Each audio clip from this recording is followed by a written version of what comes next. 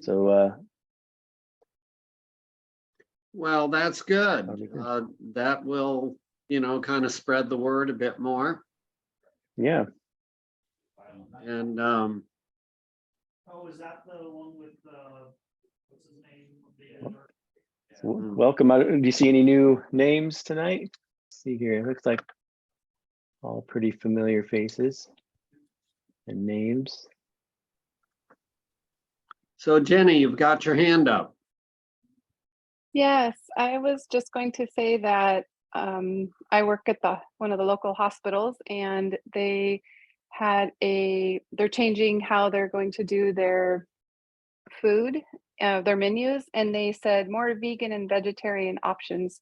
So I thought that was kind of a good start. We're thrilled to hear that, of Yeah. course. Well, that is very exciting news.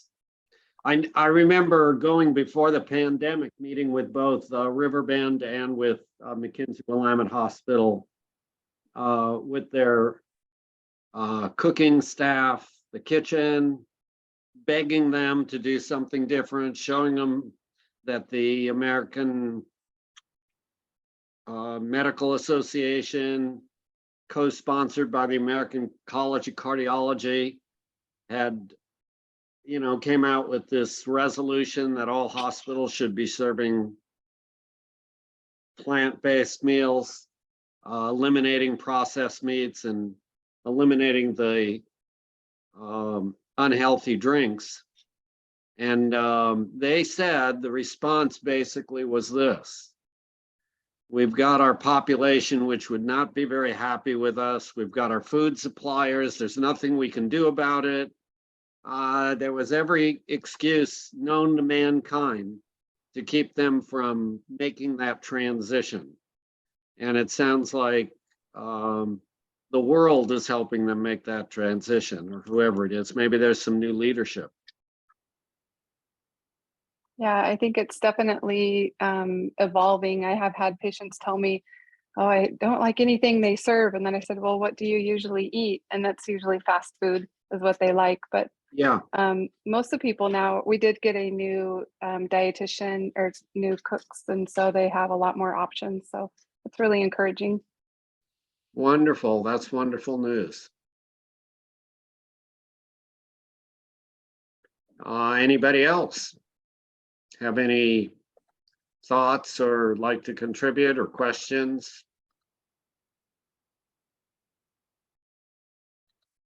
I know you'll have a chance to do it as the meeting goes on. We only have a few more questions that I have on my list, and that should not take very long to get through. Would you be willing, or have you talked about addressing artificial sweeteners? Yeah, we're willing to talk about that. And do you have any specific ones in mind? Well, I have moved away from sugar due to some high blood sugar counts. And so I did a little bit of Google research, which is all I did, and came away with the idea that the only one that I felt safe with was stevia. And but I don't, and I have tried it in a few recipes because I'm not a big sweet eater, but I do want some things occasionally. And so I just felt like I would like to get some professional input on that kind of thing. So Scott, you've just come back from some conferences. Do you want to comment upon that? Sure. Yeah, so stevia is one of the better of the artificial sweeteners, but kind of the data keeps evolving when it comes to artificial sweeteners. We used to think even 4 or 5 years ago that, oh, well, it's better than regular sugar because it tastes sweet, but it doesn't contain any calories and doesn't seem to spike, blood sugars or insulin response.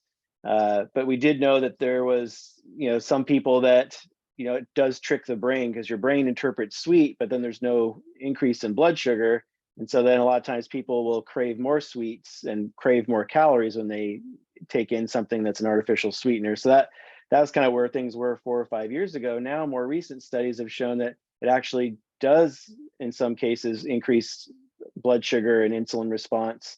And we didn't think it did before. Some newer data is showing that it actually does. And then also with all the new studies that have been going on the gut microbiome, that's been a really intensive area of study the last few years, and it's showing that artificial sweeteners actually alter the gut microbiome in a negative way. So it kind of, is something like stevia still probably slightly better than white sugar? Yeah, probably, but it still wouldn't be considered something you would want to, go toward.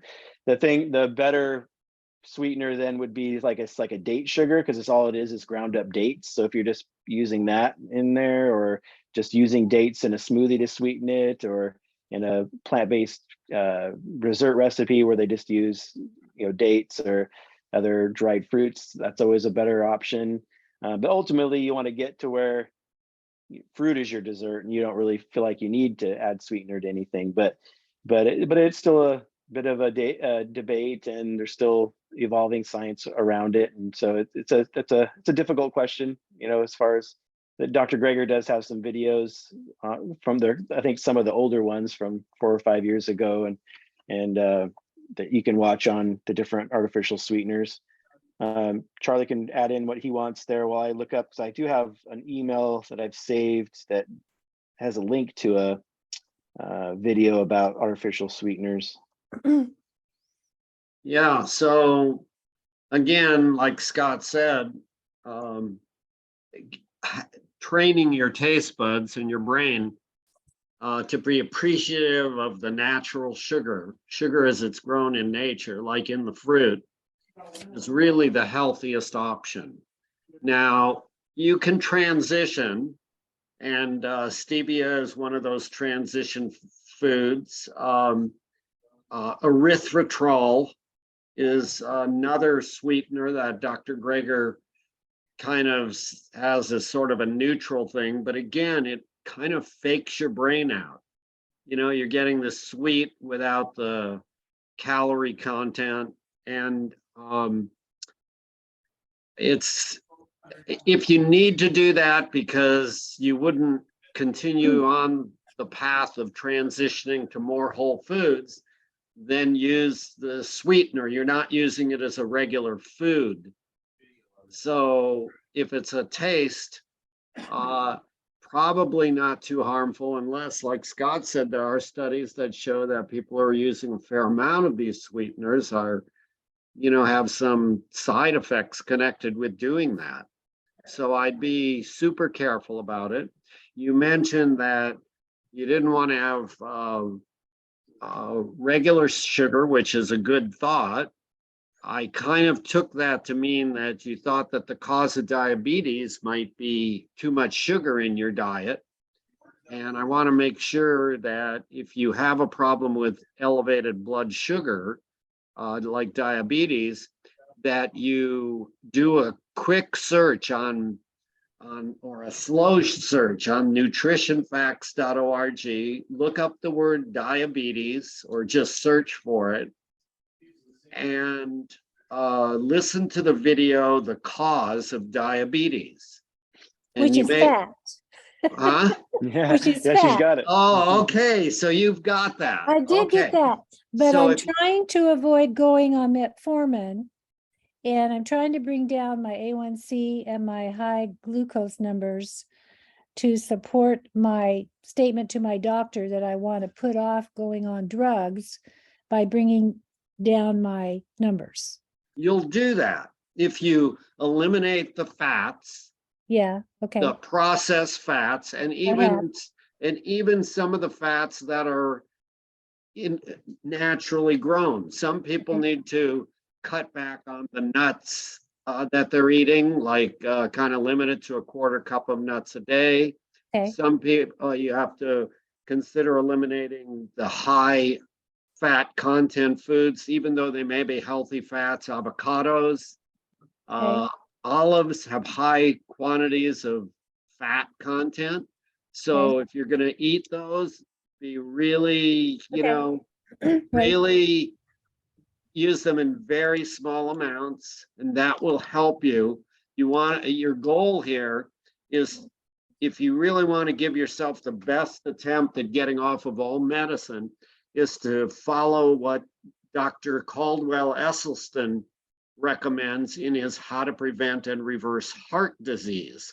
That diet is so low in fat, it's about a 10% fat diet, which he recommends not having nuts, avocados, recommends not having any processed oils of anything. If you read his book, it's like 100 pages, and then it's got another, or 120 pages, and then it's got 100 pages of recipe. It's an inexpensive book, but it would give you a good basis. That's what my wife and I did for the first 2 years of our life. That would allow your pancreas to recover, and it would reduce your insulin resistance. And then,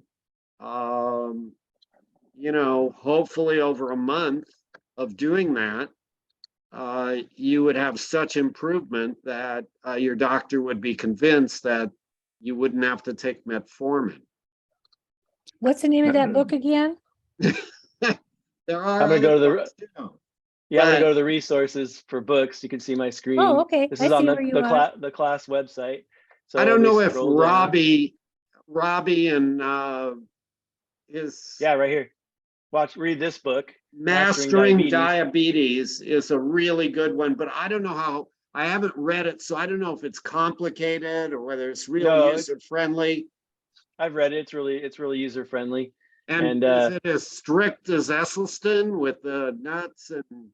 Pretty close. Yeah, I mean, they talk about until you reverse your insulin resistance, really be careful on the nuts and the avocados and things like Avocado and, just like you said. Yeah. And then of course Okay. here's prevent reverse heart disease. I have it on the website Prevent here and too. reverse Heart Okay. disease. Dr. So Esselstyn. those are That's, the yeah. two. The Bible would be more, the first one Scott showed you, Mastering diabetes. Mastering Diabetes.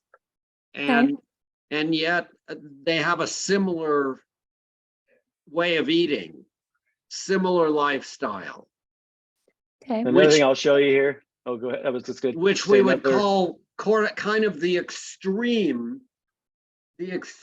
journey into plant-based lifestyle. It's just like totally whole foods, plant-based, that are grown in nature, not plant-based, whole plant foods.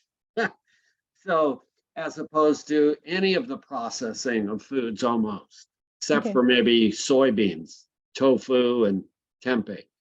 And then for anyone that has diabetes or pre-diabetes, and they kind of want to understand kind of a summary of what you can learn from the Dr. Greger videos that Charlie talked about, you can also go to resources. So on the class website, click on resources. And then down here, I actually have, actually it's under handouts from classes. If you click on handouts from classes and scroll down, I have an article I wrote about diabetes here. So it's just a summary.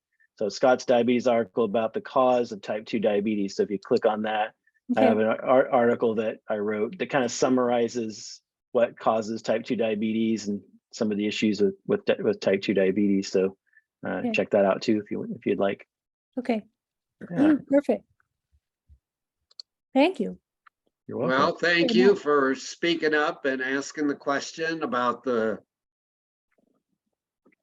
sweeteners. And you have anything more to add about the sweeteners after looking that up, Scott? You good? Yeah, no, it's fine. I don't have that email anymore, but there is an article on the blog on Dr. Greger about artificial sweeteners. It's probably there. Okay. On- So, and if you have more questions, you can send us an email and we can talk with you more directly about these issues too. Thank you. All right. Anybody else? All right, I'm gonna share my screen. We're gonna go over just a few more questions here. I think we left off at number 30. All right, it's getting close, isn't it? Yeah, because 35 is just kind of recent. It isn't really a question. It's just our the resources in these classes and stuff. So we Okay, just have a few more to go. let me see, where are we at here? Here, questions. So we're at number 30. What's the Yeah. cause of diabetes? Hey, we just talked about it.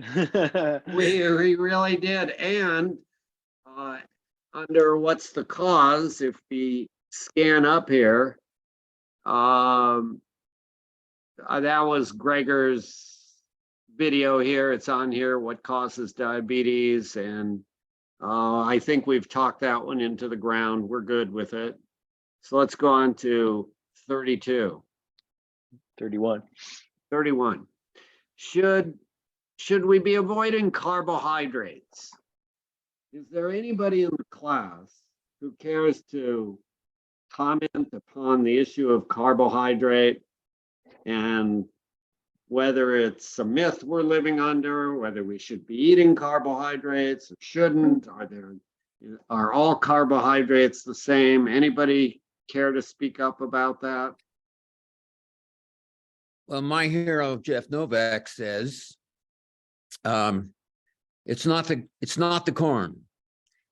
It's the processing, chopping it up, adding oil to it. I love that. How quickly you grasp the concept, and it's very simple. Eat the corn like it's grown in nature. It is carbohydrate, but just don't chop it up and refine it so that it's more rapidly absorbed or the fiber stripped off. So that's the difference between potentially simple carbohydrate and complex. What about potatoes? Same issue. Same exact issue. The potato itself is a healthy choice, especially if you eat the skin. It has extra minerals, vitamins, and fiber with it.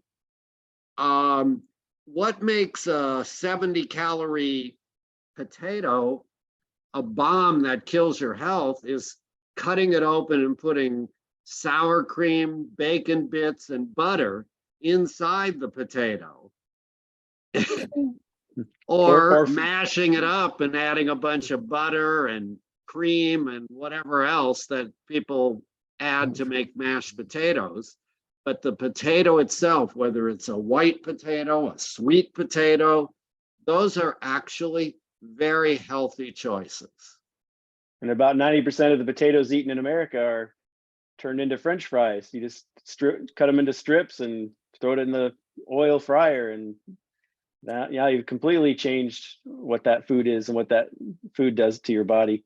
It's still a carbohydrate, but it's in a completely different form than if you just threw a sweet potato or a yam or a red potato or Yukon Gold potato in the oven, split it open, put in some stir fry veggies, some salsa, red sauce, tofu sour cream, which you can make. That would some leftover vegetable soup you can throw on there. I mean, there's so many ways you can add things to your potato that it would be health promoting rather than harmful. So yeah, still most of the calories of a potato are still carbohydrates, but carbohydrate is a macronutrient. It's just it's not a food. And so this is a good example of, we want to talk about food as what the food packages we're eating, rather than we've kind of been reduced to talking about foods as protein, fats, and carbohydrates. And proteins, fats, and carbohydrates are not food. Those are macronutrients. And so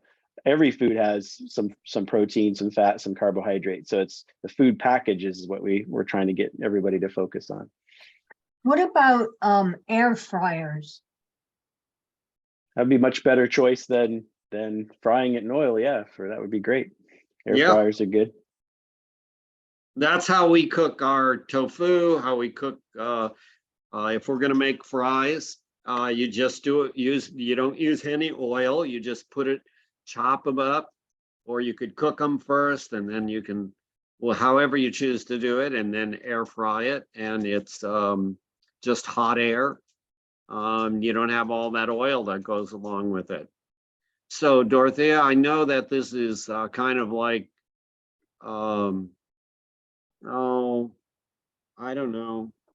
It's going against everything you've learned, the myths about how you shouldn't be eating potatoes because they're going to raise your blood sugar and all that other stuff. But hopefully coming to these classes, you'll learn otherwise.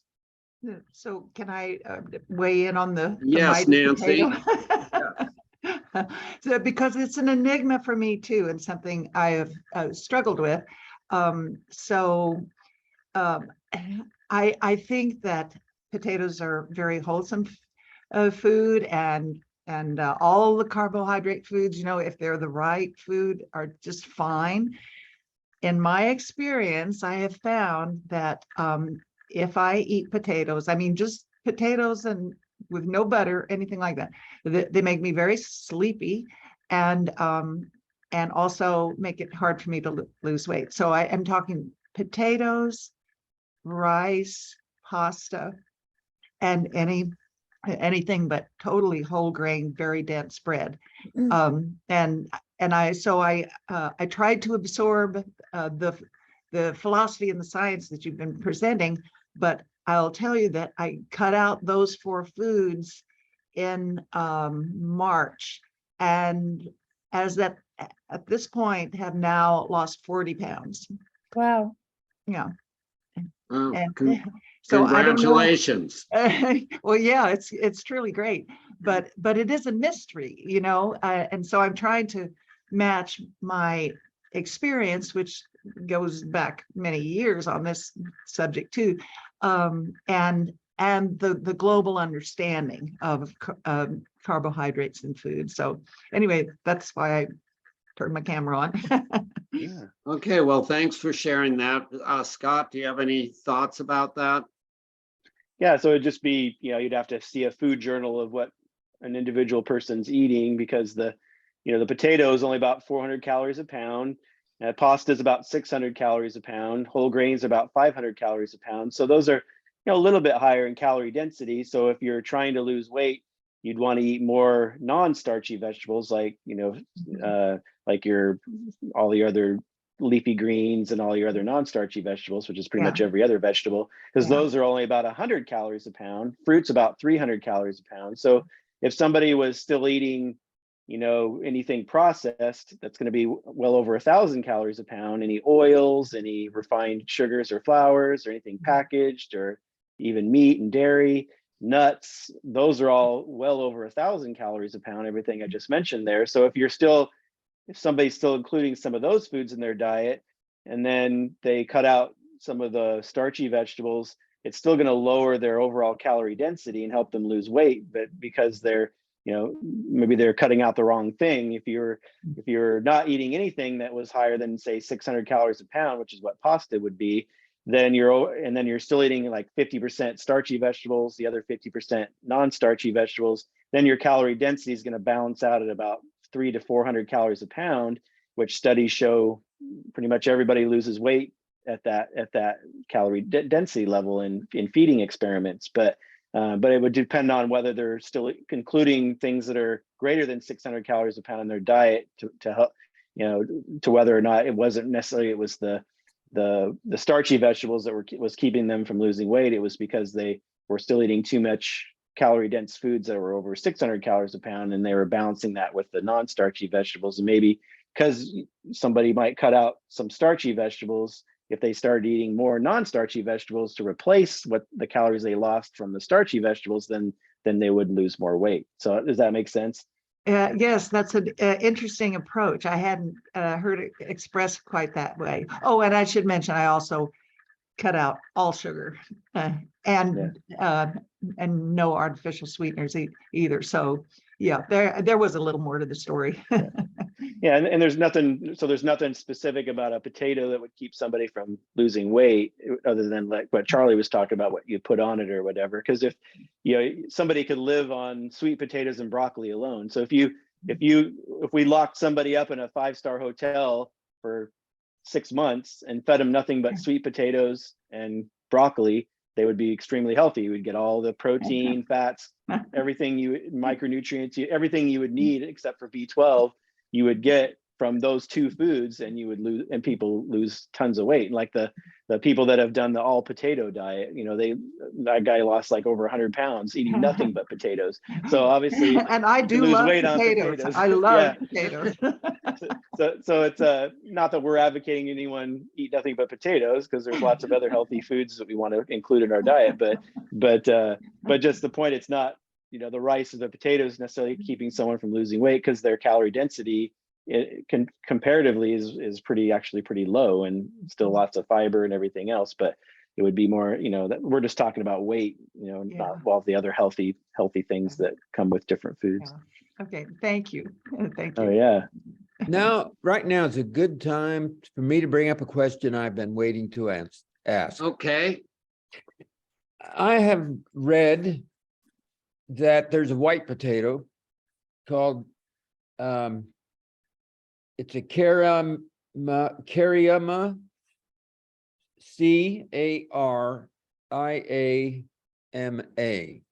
It has the lowest glycemic index and the lowest amount of sugars of any potato, but I can't find them. Has anyone ever heard of them? Cariama white potato. Kariyama, maybe. Is that how you say it? Cariama? I don't know. That's how I would pronounce it, from how it's spelled, but I've never seen it or heard about it before. Anybody else? I think I've heard of that, but my information isn't fresh. But Ken, I know what you're talking about. I would like that answer too. Maybe I can go back to potatoes. Well, if anybody finds them, be sure to tell us at one of these classes or on Facebook. Okay, well, maybe someone will do a quick Google search on it. Kariyama.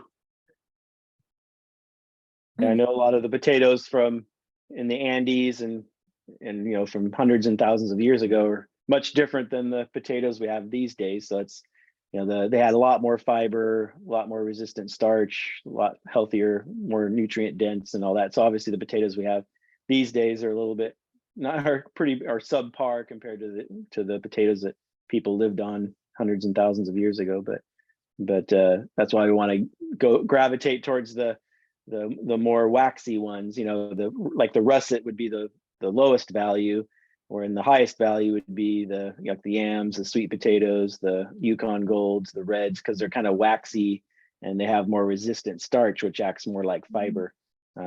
So those would be the superior potatoes to consume. Well, thank you for using that word resistant starch, because I had done some Googling. I know that's really dangerous, give bad information, but I came across that term, in some kind of explanation about resistant starch and how that the choices of eating our starches raw or, whatever actually helps reduce insulin resistance, I think was one of the things. And that's everything I'm doing is whether it's right or wrong, everything I'm doing is trying to do that, is to improve that situation. And I too have lost 20 pounds in the last 2 months. So just by swapping out food choices, even though I didn't go totally plant-based, but resistant starch. Yeah, thank you. I was gonna ask about that at some point, but that ties into the glycemic index and all that, like Ken was mentioning earlier. And another trick with potatoes, specifically, we talked about this briefly last week, is when you cook a potato and then you put it in the fridge and then so it cools down and then you reheat it, it actually lowers the glycemic index. So it makes it even healthier to reheat it, because it crystallizes it. Yeah. okay, thank you. That's what they said. I may have found it's a Charisma potatoes. There it is. Yeah. It is Charisma, and Jolly Green Giant actually has a Spud Smart potato, and it has 25% less carbohydrate and low glycemic index. Yeah. Yeah, there we go. So it doesn't say where to get it around here, Ken. But there is a Charisma, Charisma, Charisma. What Okay, is, what does the Green Giant call it? it says Green Giant Carb Smart. Green Giant Fresh Carb Smart. It's just Is it a canned potato? it's in a package, like maybe in a freezer or in Oh, looks like a freezer compartment or something. If you just do a Google search for Charisma potato, it'll come up. Dolly. Unmute yourself. There you go. There we go. Ken brought up corn, which I've been wanting to ask you about. We get popping corn and just regular in the bag. And we bought ourselves an air popper for the microwave. And Good. so we just do that. We just put the kernels in that. There's no salt, no butter, no nothing. Is that okay? I hope It's a- that's not a silly question. It's okay, and it's not a silly question. It's actually on Gregor's Daily Dozen, popcorn. And I the way didn't- you're eating it, if you want to add a little nutritional yeast, it might add a little bit of flavor to it. Mhm. But if I you don't want mind it plain. if I you don't- like it plain, that's fine. I think Very he good. has a serving of that. Let's see what he says is the actual serving on his Gregor's Daily Dozen. If you go under whole, let's see, that's corn. So I wonder that what must be under other vegetables. Here it is, corn. There was a popcorn somewhere that I saw on his site. Here it is. It's actually under whole grains for him. And he says 3 cups of popped popcorn is a serving of whole grain. Well, you see, there you go. That's So, super. so you don't want to eat 15 cups, but 3 to 5 or 6 is probably fine as a couple servings. We've got more hands up. If you have more questions, we'll come back around. Kyra. My question is, I have protein powder and I don't know where you all are on. It's a non-GMO, pea-based. It does have stevia, which now I will buy it again, knowing that. But it is something I add to my oatmeal in the mornings, along with chia seeds and walnuts and blueberries or whatever. Where are you on something like that? I just added to oatmeal, so there's a protein component. So Scott, do you want to talk about protein a little bit? Because Sure. anybody who's transitioning is going to be bombarded with where do you get your protein? Yeah. And, we get it. We've heard this Yeah. and we've done it a long time. Go ahead. Yeah, I would just say the pea protein powder would be a good, I don't think there's anything wrong with that. I just wouldn't buy it again. You don't necessarily have to throw it out, but the point being you don't need it. It's kind of just unnecessary expense. I'd rather the money you save on the pea protein powder, just buy more whole plant foods, because you're going to be getting plenty of protein from everything you just mentioned you put in your oatmeal. You're getting plenty of omega-3 fatty acids, you're getting plenty of protein, lots of fiber, lots of great nutrients. So it's just an unnecessary addition. The only I guess the protein powder I would be more concerned about would be if you were doing soy protein isolate, because soy protein isolate, which is just soy protein powder, has actually been in studies has been shown to increase the level of IGF-1, insulin-like growth factor 1, which is the cancer promoter. So we don't want to do that. So definitely, if you're a professional athlete, you're a bodybuilder, you're burning 8,000 calories a day because you're a heavy exerciser, they often do use things like pea protein powder, hemp protein powder, because they're just having a hard time getting enough calories in. They couldn't sit and eat, rice and vegetables all day long, get enough calories with all their calories they're burning. And so they often will use some of those pea protein powders, hemp protein powders in their smoothies and things like that, just because they're trying to get more calories in. Whereas most of us don't have that problem. We're trying to cut calories where we can. And so yeah, I guess I would say don't throw it out, but don't buy it again is my advice. No, that's good. I mean, this is probably my 5th class now, and so much I've learned. I'm like, I thought, okay, I'm not gonna need to buy that again, but I was wondering, should I throw it out? And it's expensive, so at least I'll probably finish it before I'm gonna go full plant-based in January. So, all right, thank you. You're Yes, welcome. Doc? Yeah, you're getting plenty of protein. Yeah, already. just understand, if you eat enough calories for the day, if you're not sitting and hungry and starving, you get enough calories and you're satisfied, you're getting enough protein. Remember, even spinach is 40% protein. And remember, when you think about protein, think about animals that have big muscles, that are strong, like gorilla, like elephants. Do you think they eat other animals or special protein to get to their size? They don't. They just eat plants as they're grown in nature. And so we can also be just as healthy. Now, Kim recommends make brole, which is whole grains plus some lentils. You get a really good burst of protein with lentils and much of the whole grain.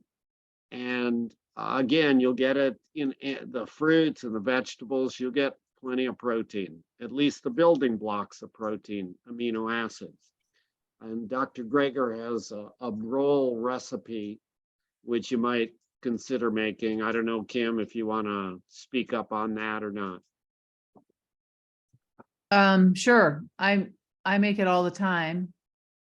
And I just add any whole grain to my slow cooker and about equal parts, except I add a little bit more oatmeal or oat groats. Any whole grain, I just put half a cup of all these whole grains and half a cup of lentils. So I have this whole grain like rice kind of thing that I can use for savory things or sweet things. And if you want to amp up your morning oatmeal, that's what I would recommend. I've been doing chia seeds, but I like the idea of doing some of that. So that's great. It hadn't even occurred to me to add some of that stuff. All right, thanks. What do you call it? Gruel? Brole. It stands for barley, rye, oat, and lentil. But you can put any whole grain. So you put a mixed 50-50 mixture of whole grains and lentils? No, I put half a cup of all the whole grains and half a cup of lentils and a cup of oat groats. So it's mostly, I mean, it's not, so it's just a combination. But you can do whatever you want. I mean, his recipe is pretty specific with buckwheat and whatever, but you can do whatever, and they all cook about the same. So it's hearty, and I don't put any salt or anything, just water. And yeah, it takes on any flavor that you want it to. Do you use a pressure cooker for that, or do you? No, I put it in a slow cooker for 2 hours or so on high, and I watch it. And you don't pre-soak any of the grains. So you put it on the slow cooker for a couple hours on high, and everything cooks. So you And then I take freeze half of it, so I always have it around. a half a cup of each individual grain, half a cup of barley, a half a cup of groats, a half a cup of whatever. Yeah, quinoa, plus- whatever. And Yeah. then a half a cup of lentils, and you put it all together and cook it. There's some grains that have specific flavors, like amaranth is kind of weird sometimes, and maybe teff. So Yeah.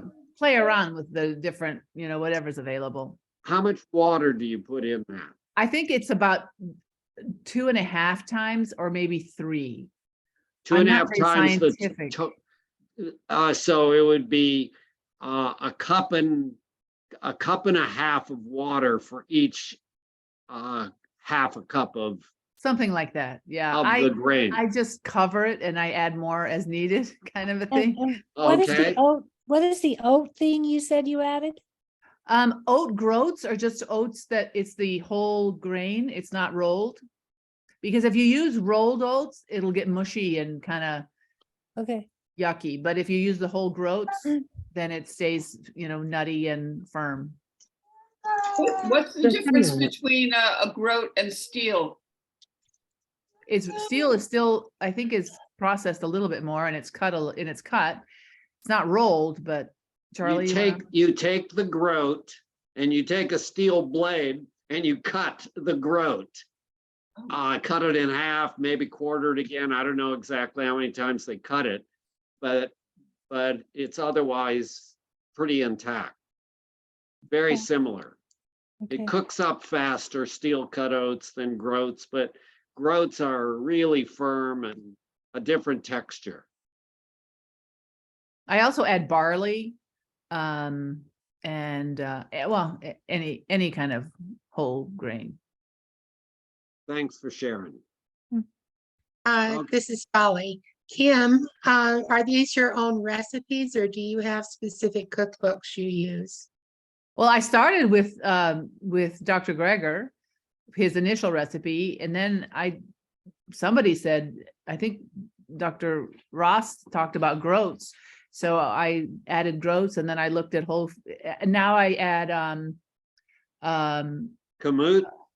I haven't tried kamut yet.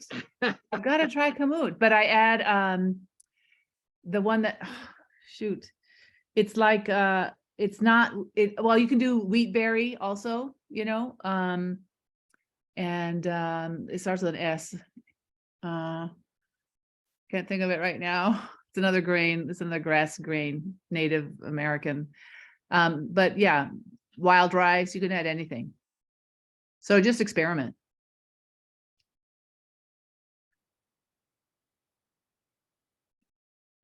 Okay. Ken, you have your hand up again? Yeah. So I love hemp seeds, but if you look at the back of them, man, they're really high in, well, first of all, they're expensive. Then they're really high in everything we don't want to be high. And they're low in everything we do want. But I found this hemp seed.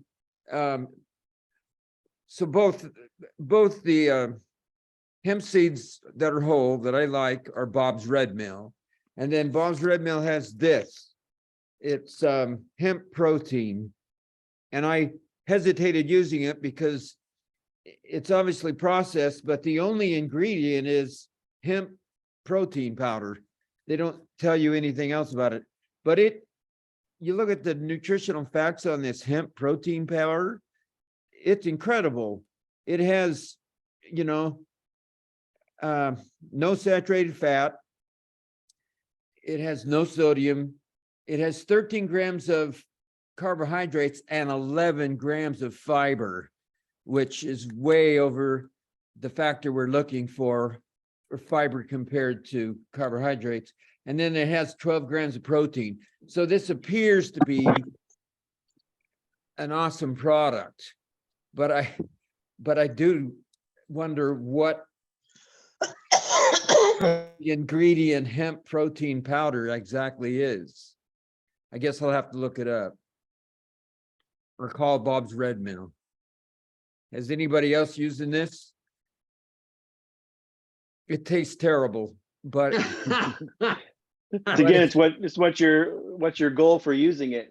Can I ask what your goal? What do you think you need? a colleague of yours, it was interesting.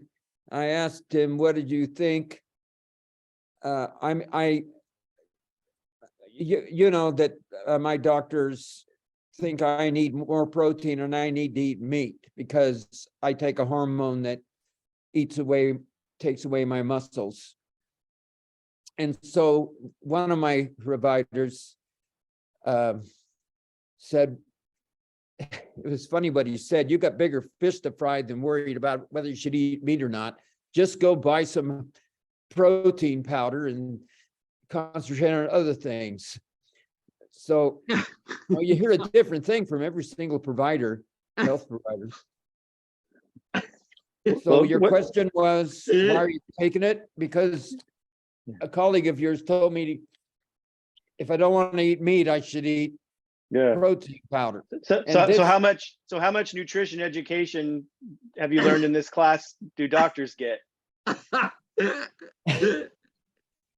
Donut hole. It's Okay. A hard. donut hole, yeah. Yeah, It's so- hard So not where- to so where listen do to you- doctors when Where- we've been where- told our whole Where do you- lives. I to know. listen to Where the do you? Where do you've been to enough of these classes? What have you learned in these classes? Where should you get your nutrition information? Nutritionfacts.org, right? And these classes, not from someone that's not educated on nutrition. So it's yeah, remember, it's just getting the resistance exercise, getting enough calories. If you want to add, some nuts and seeds and things like that to get more calories, then you're going to be getting more protein, and then get your resistance exercise. And that's really all you can do. Doing processed high doses of protein is not going to help you to maintain muscle. It's getting enough calories, and then getting enough protein in that sense, but then getting the resistance exercise to keep from losing as much muscle mass. That's kind of all you can really do. Ken, you're listening to Scott. Listen to him.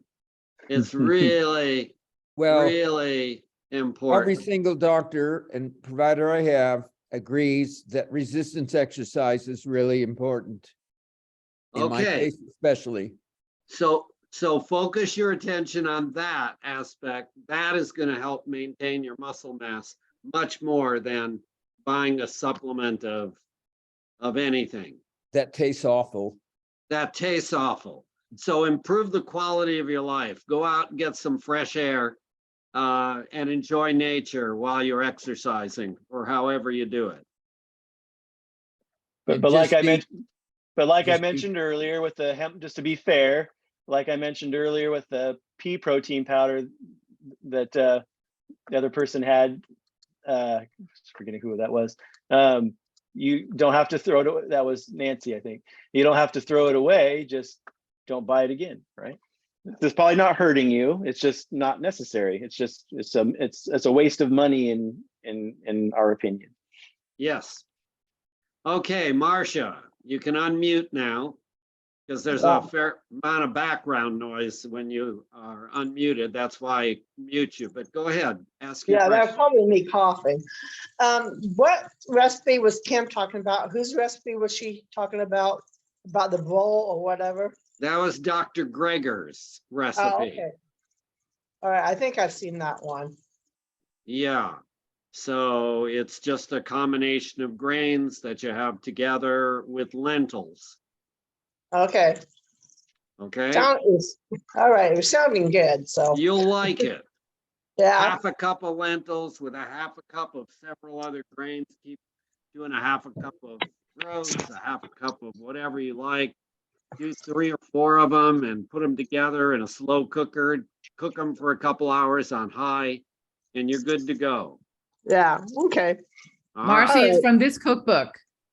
It's the How Not to Die To Die. cookbook. Oh, Diet. oh, okay. All right. Well, Good okay. deal. That's all Better I get to- wanted to know. Better get to another question, Charlie. Okay, let me share the screen. And we're gonna come up to, we're running out of questions.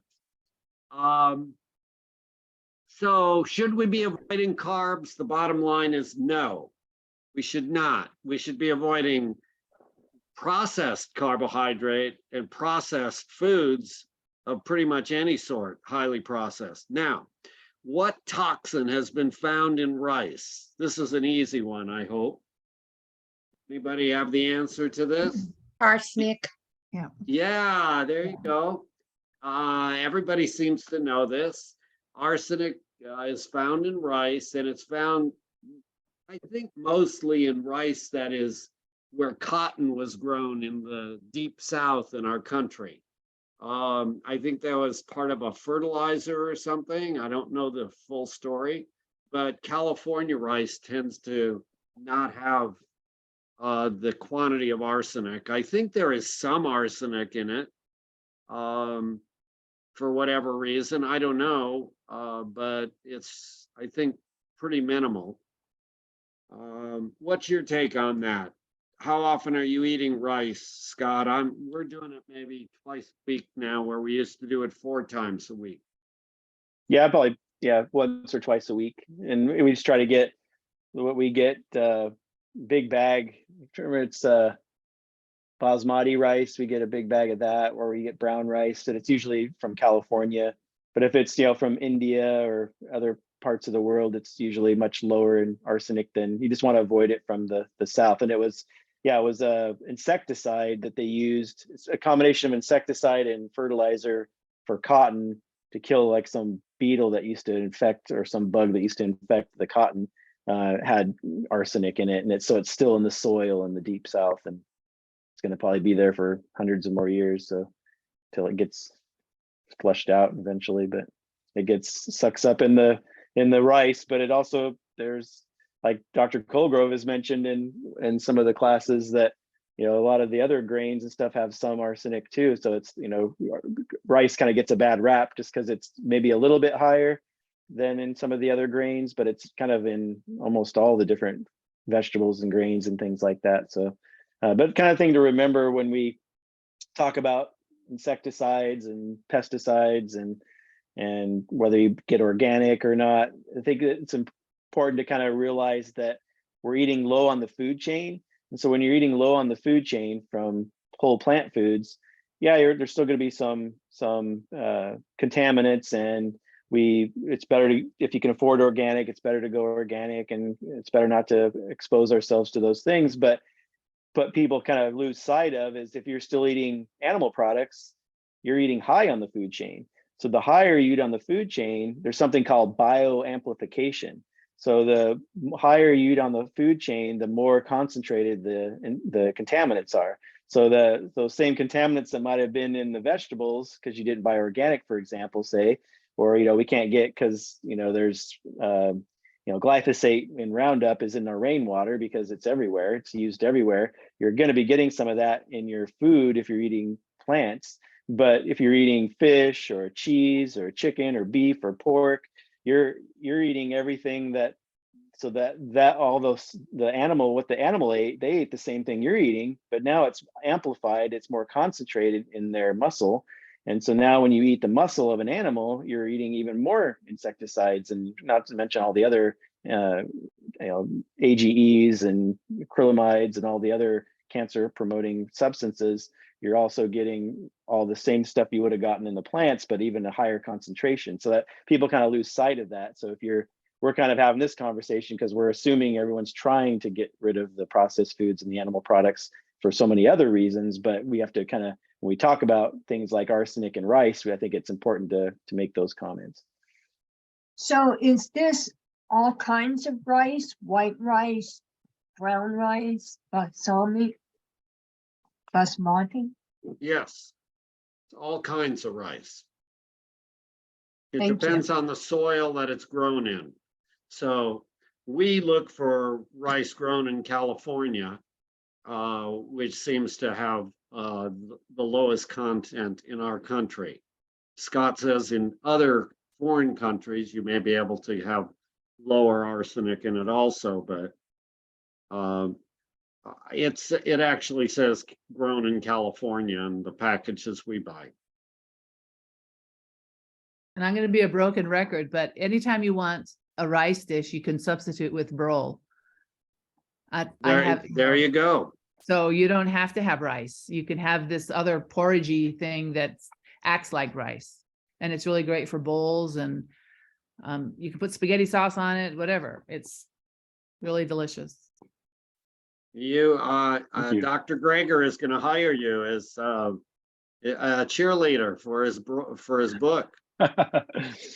Nice work, Kim. We like it. We appreciate your input for sure. Okay, let's go on to the next. What is the pleasure trap? I'm gonna kind of scroll down here. This is kind of an important concept, and the pleasure trap is explained more fully in this video down here. And so I'm going to see, does anybody want to tackle this and share what they know about the pleasure trap?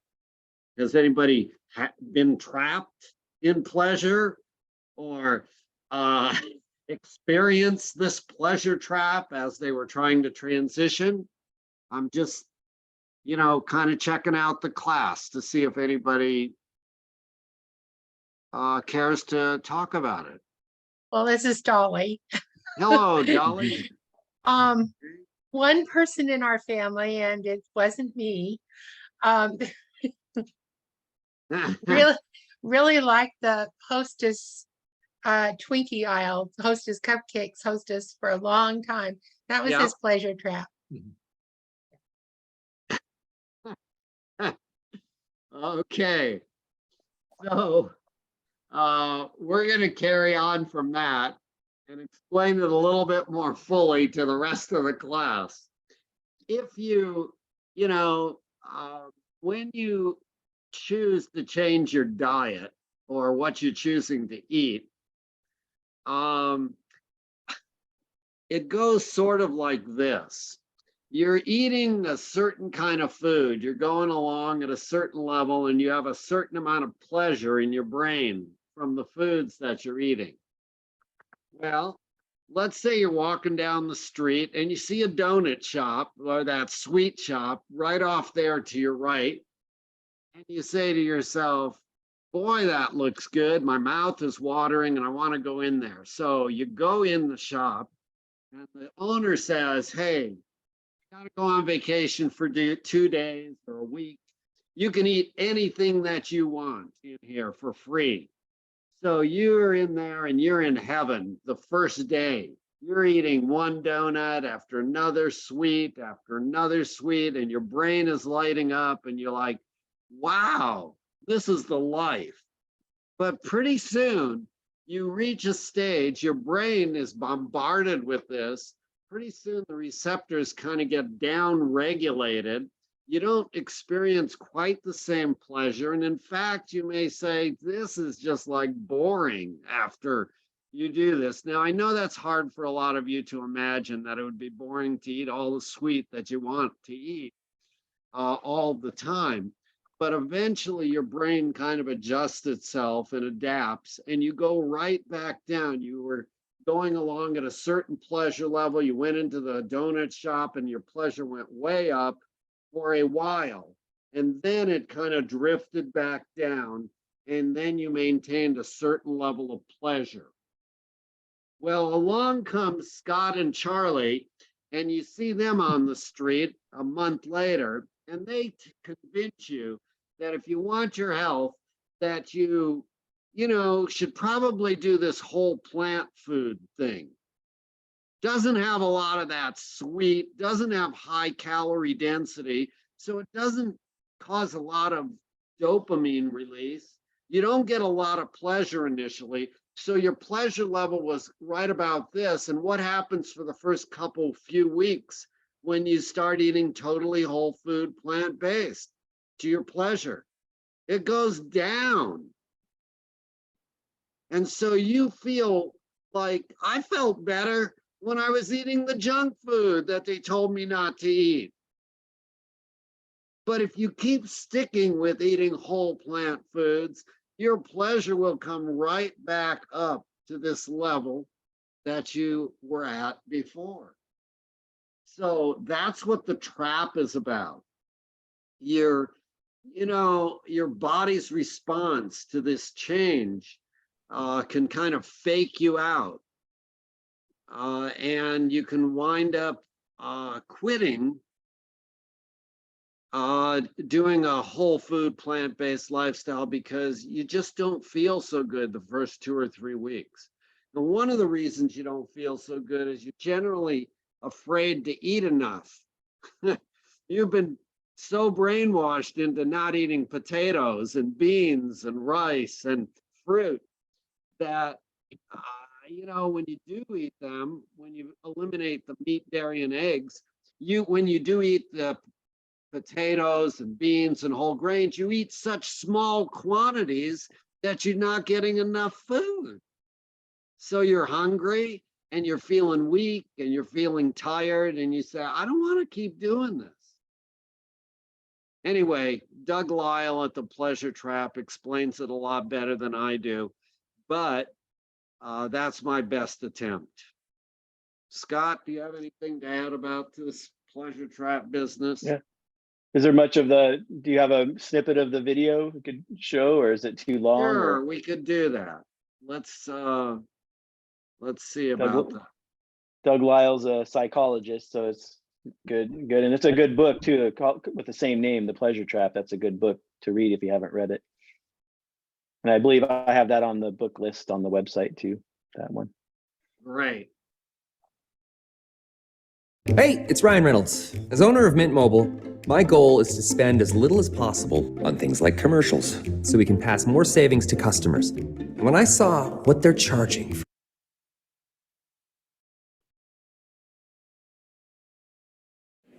I'm Doug Lyle. I'm a psychologist. It wasn't my first choice.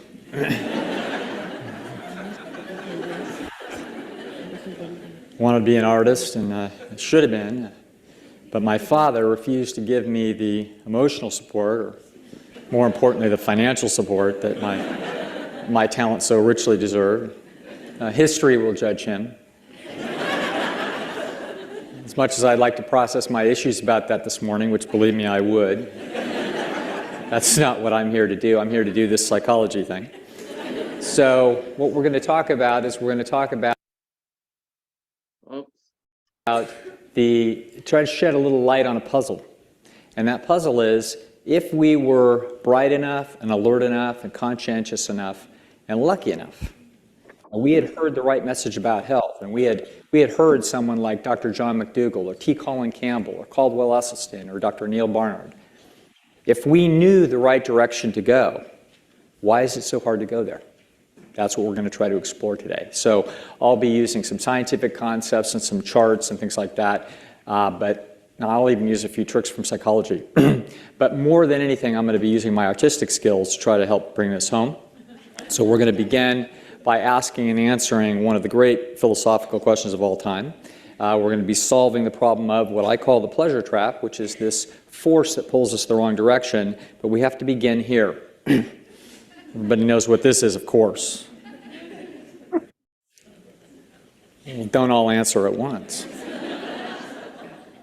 Of course it was a bird, ma'am. That wasn't ever in doubt. This one is this is a gray shrike. This is a proud bird of prey of the Mideastern desert. This one's a male. You can tell by the distinctive markings. And what this little guy does all spring long is he goes around and he kills bugs and he pokes them on thorns inside of his territory, which leads us to one of the great philosophical questions of all time, which is, why does the male gray shrike kill bugs and poke them on thorns? Guesses, anybody? Preserve them. Somebody said sex. You just jumped right to the point. Yes, it turns out that that's correct. This is exactly why he does this. And this is because after he pokes all his bugs on thorns, then the females come in later and they fly around and they see which guys have the most stuff in their tree, and then they mate with the guys with the most stuff. What a shock this is. But this helped us solve a very puzzling sociological question here in Silicon Valley during the first boom time, why suddenly there were so many BMWs parked in trees, but we figured that out.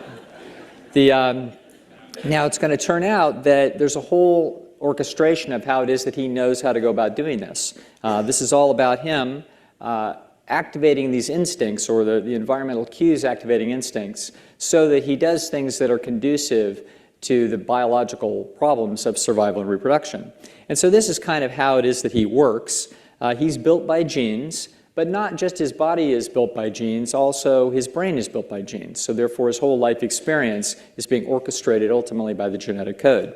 So he has instincts that are built into his neural circuitry, but those instincts are now sensitive to environmental cues. So that's when he sees a little worm wiggling, he'll go and kill that worm. That's what he does. If he sees a mate, then he shows off or does whatever he does.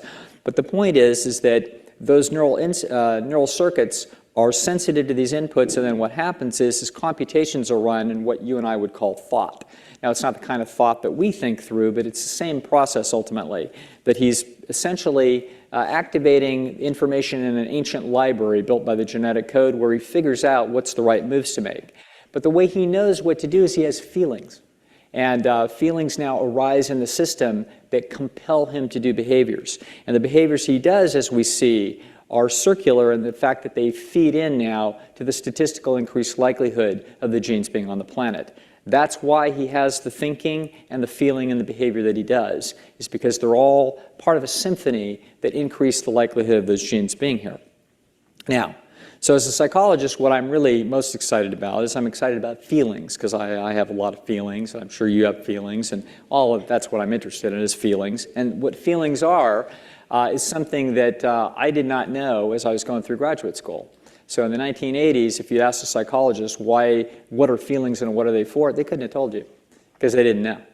So we now know that what feelings are is they're signals. They're actually evidence that signal to the organism when something in the environment, some environmental cue, is evidence of something that's either good for the genes or good for the statistical likelihood of gene survival, or bad for it. So feelings are either good or bad depending upon whether or not they serve the interests ultimately of the substances that built the entire machine in the first place, which is the genes. So feelings are signals, and that's what they are. Now, the way these basic signals work is as follows. All kinds of creatures have a tripartite motivational system, and that is pleasure-seeking, pain avoidance, and energy conservation. These are sort of the ways that creatures go about doing what it is that they do in the business of life. So the main positive incentive that creatures seek is they seek pleasure. So this thing's flying around the landscape basically with a neon sign flashing in its head saying food, sex, food, sex. Unless it's a male, then it's sex, food, pretty much the same thing. The other thing it does is that it's also seeking cues from the environment to see if there's pain that needs to be avoided. So if it's a little too cold, it'll move to where it's warmer. A little too warm, it'll move to where it's cooler. It'll look out for predators and try to avoid those. This thing is always looking to try to figure out how to increase its likelihood of survival and reproduction, either through seeking pleasurable things or avoiding painful things. It's also very careful with its energy. And so it makes the very best possible use of its forest. It tries to make sure that it gets as much stuff in the tree as it can, because if it doesn't, then it's going to be much less likely for those genes to be on the planet 100 or 200 years from now. So it has to be efficient. So these three things now tell us why creatures essentially do what they do. Now what we're going to do is we're going to mess with this guy a little bit and see if we can learn something important. We're going to put him in a cage. In this cage there's going to be two buttons. And the blue button is going to be a regular old button that if he hits it, a door is going to open. He's going to be able to fly out into an aviary and start killing bugs and putting them on thorns. But the red button is going to be a magic button. And if he hits this button, there's going to be a trap door inside of this cage. And in it is going to be, through that trap door is going to be a female coming into the cage, all ready to rock and roll. Now, I want you to think hard about which button this guy's going to be pushing. We know it's the red button because it's the pursuit of pleasure, but also the avoidance of pain and the conservation of energy. So both buttons will allow him to pursue pleasure, including the one where he can fly out of the aviary, but it's not as efficient. It saves energy if you can hit the magic button, and that's the button he's going to be hitting as soon as he figures this out. But now we're going to put him back in the cage, and we're going to change things up just a little bit. Now the blue button is going to be the female. And the red button is going to be the magic button, where we're going to put a little glass pipe in his head and we're going to drive it right down into the pleasure centers of his brain.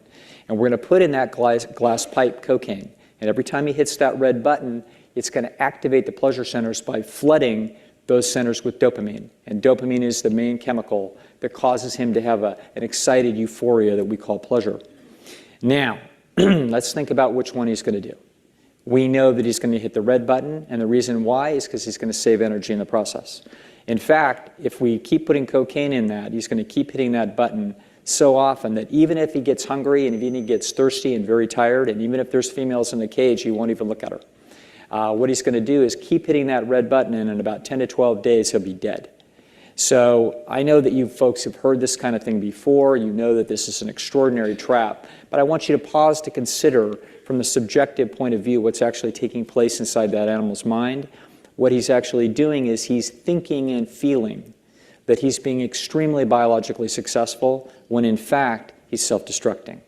That's useful. What we've done is by messing with the environment, we've actually changed, we've misguided the instincts and we've hijacked them so that now this creature thinks it's doing a good thing when in fact it's doing a very destructive thing. Now, it's not just cocaine. We all know about the ravages of drug addiction and all that, but we're going to talk about something else. Here's me on my front porch, and this is the scene that takes place every once in a while when I walk out and I left the porch light on. And what happened is that these moths are designed by nature to fly to the light. In fact, they're designed to fly to the moon or celestial objects to use those for navigation.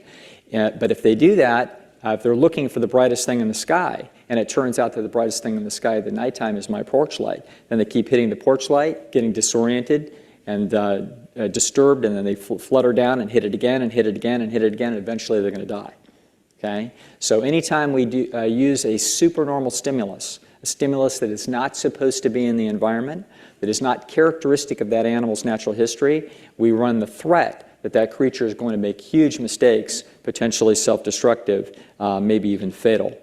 Now, this is a very scientific pie chart about everything that everybody's eating. We know what people are eating today. They're eating enormous quantities of meat, fish, fowl, eggs, dairy products, oil, salt, and sugar. They're eating burgers, pizza, hamburgers, etc. We know they're doing all these things, extremely rich food, and this rich food is clogging up people's arteries, making them obese and getting them in serious trouble. Pick a steady, any steady, and all we have is a little slice of the green. We have a little bit of healthy food that are people eating, but mostly they're staying away from unprocessed whole natural plant food, which is what this organism thrives on and what it does best. Now, here's what we're going to call the dietary pleasure trap, and this is a chart out of Dr. Goldhammer's in my book by that same title, The Pleasure Trap.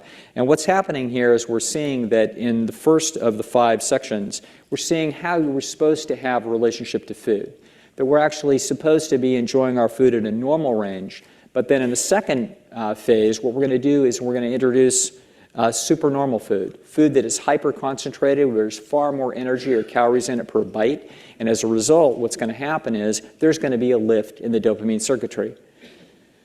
You know, I have to say I've never liked this chart. Here we go. This is a better chart. Now, this is how this is going to work. You see in phase 1, this is whole natural foods. These are the foods that we're designed by nature to eat, and we're supposed to like them, and we do. However, in phase 2, if you introduce junk food, all the foods that people really love, if you introduce those foods, what's going to happen is there's going to be a lift in the dopamine circuitry because that food is richer. There's more calories per bite once we strip away all the healthy fiber and water and minerals and vitamins from food, and we leave just behind super concentrated food like oil, sugar, salty materials, cheese, etc. All these kinds of really rich foods, what's going to happen is there's going to be a lift in the experience. And the individual is going to say, that is great. There's more energy per bite here. This must be the right thing to do. Now, what's going to happen is you might say, well, that's great. That's a nice high to live on. Why don't we just live there? If it costs me a few years, if it costs me being overweight, I get a little bit sick, look at how much more pleasure I get. But we don't get more pleasure because as we see, what's going to happen is we're going to get used to it. Whenever you have a very intense stimulus that's outside of the normal bounds of stimulation, what's going to happen is that the brain and the sensors are going to get dulled. They're going to defend themselves against that high-intensity stimulus, and they're going to back it down. And we're going to wind up in a process that we call habituation or neuroadaptation, where we're going to get used to it. This is what happens if you go into somebody's house at Christmas time and you smell the great Christmas tree, and it smells great for about 15 minutes, and then you get used to it, okay? And so that's what happens at stage 3. So stage 3 is now we have habituated to this very rich food, and now we're getting about the same amount of pleasure as we always got from food, except that now we're eating food that's super rich. And now here's the problem. Now we wind up with things like obesity, diabetes, heart disease, cancer. These are the problems that we start to see. And now this is about the time that you may get lucky, where you hear a John McDougall, a T. Colin Campbell, a Neil Barnard, a Dean Ornish. You hear a Caldwell Esselstyn. You hear someone that can help you go the right direction, and you recognize, I know what I need to do now. I need to go this direction instead of that direction. But when we do, and we go towards healthy food, we see what happens. We go to stage 4. So now we have the answer to the question that we started with. If we knew the right thing to do, why is it so difficult to do? The reason is, when you start at stage 1 and go to stage 2, when you do the wrong thing, it feels right. And when you're at stage 3 and you go to stage 4, you do the correct thing and it feels wrong. Your motivational system is spun 180 degrees against this problem.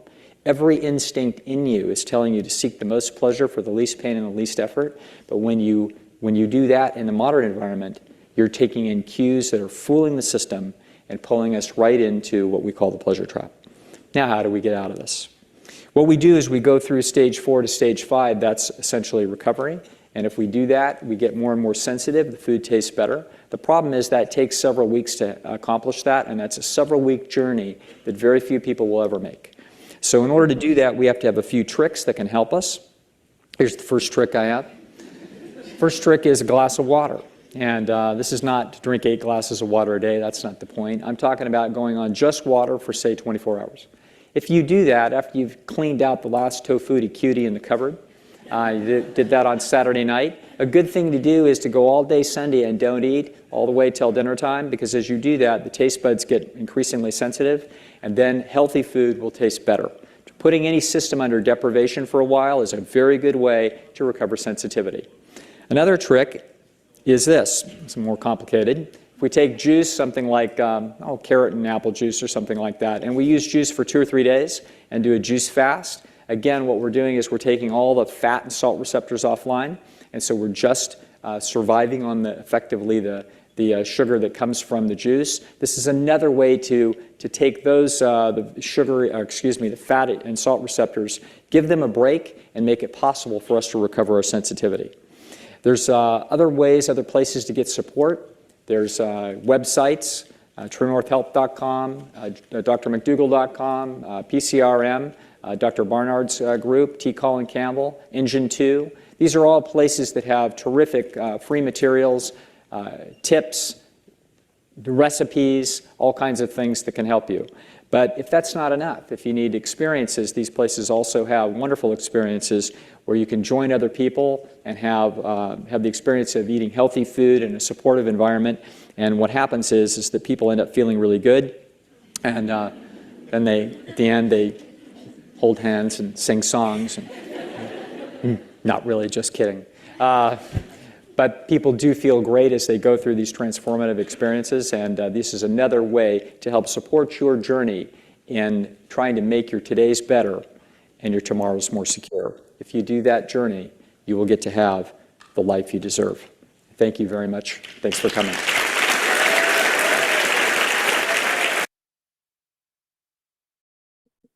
That is really a great video. Thanks for recommending that we watch that. Yeah, any thoughts from anyone about that?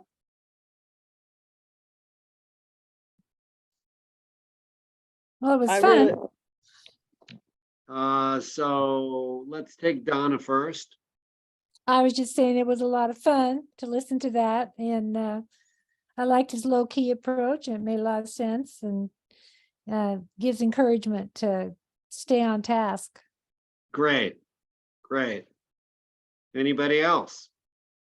To me, it seemed like such a great image of the structure of transitions of all sorts. You know, you could use those same principles to master a lot of things that are our goals, you know, because I Yes. think it would probably work in resisting exercising more, resisting other forms of growth and development. That was very cool. I love to see you so excited about this. That's Yeah. wonderful. I feel that way too. Yeah. So, okay, so we've been through the pleasure trap. You may want to read his book. It's worthwhile. That was his TED Talk, and Scott, did you put it online? Well, the book is on the, let me just double check. I think it's on the book list. Or But you have these back. questions and answers also. They could click yeah, on right that. here. Right, so here's on under resources, handouts from classes. I also have the question and answer document that Charlie's going through. It's right here on there. But then also on the resources under books, I think I have the pleasure trap on there. Let's see, yeah, right there. Pleasure Okay, trap, and there's the link to it on Amazon if you want to pick it up. But Okay. yeah, good deal. Okay, I'm gonna go back to, oh, trying to find escape here. oh, you're looking for an escape? Well, I'm Brad? trying to find my Zoom. Here, let me go back to here. Let's see, stop share. There we go, stop share. There we go. Okay, so there's just a couple more last questions here, and we'll see if we can get through them. Let's see, what's the last 34? It is how to transition what you choose to eat. And I hope by now that you all understand, for those of you who are new, if you haven't downloaded Dr. Greger's Daily Dozen app, we'd encourage you to do that. There's also a 21-day kickstart at the Physician Committee for Responsible Medicine. You know, you can look at the archive classes that we have, or just keep coming to these classes. Whatever you choose to do, we're here to support you. And then techniques for helping people make healthier lifestyle choices. We encourage people to focus on their goal, to look to the science. I know that it can be very confusing as to who to believe, but hopefully you'll go back to number one and understand why we choose the people we use. And for those who are professionals who are helping other people, using motivational interviewing techniques rather than an authoritarian approach of telling people what they have to do, letting people kind of come to a conclusion as to what they want to do for themselves, helping them overcome the ambivalence to change, is something that we as healthcare professionals are continuing to strive to do. So those are the questions that has taken us a long time to get through, weeks upon weeks, but it's been really fun. And I think next week, I don't know, we'll have what, another open forum session, or are we going to do a little, I'll bring some food options, whatever it is, we can share a little bit or do whatever anybody wants to do. I don't know. What's your thoughts, Scott? What are we doing?